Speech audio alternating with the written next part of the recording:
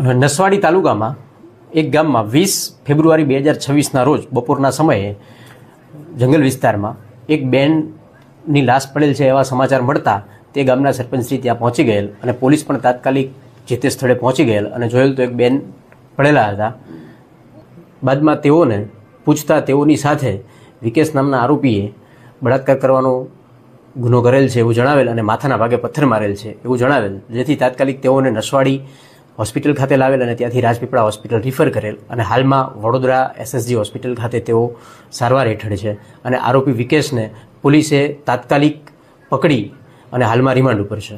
પીડિતાના ભાભી દ્વારા તથા પીડિતા દ્વારા રાજપીપળા હોસ્પિટલ ખાતે વિકેશ આરોપી હતો એવું જણાવેલ છે. તેમ છતાં પણ હજી હાલમાં તપાસ ચાલુ છે. જે તપાસ હશે તે કાયદેસર કરવામાં આવશે. પીડિતા હાલ SSG હોસ્પિટલ વડોદરા ખાતે સારવાર હેઠળ છે.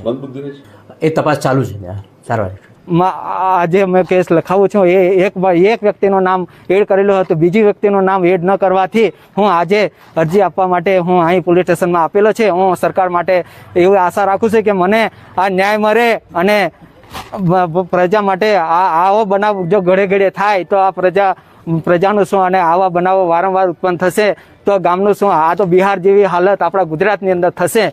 એ માટે હું અહીંયા જાણ કરવા માટે હું પોલીસ સ્ટેશનમાં આવ્યો છું. અને આવા મારા એક બનાવ નથી, હું સરપંચ તરીકે છું અને આવા એક બનાવ નથી. મારા અગાઉ 3-4 કેસ મારા ઘરે આવા મર્ડરના કેસ બનેલા છે અને એમાં આ પોલીસે કોઈ ધ્યાન ન દોરવા હોવાથી હું આવો કેસ મારો પાછો પણ એવું થશે એ માટે હું જાણ કરવા માટે હું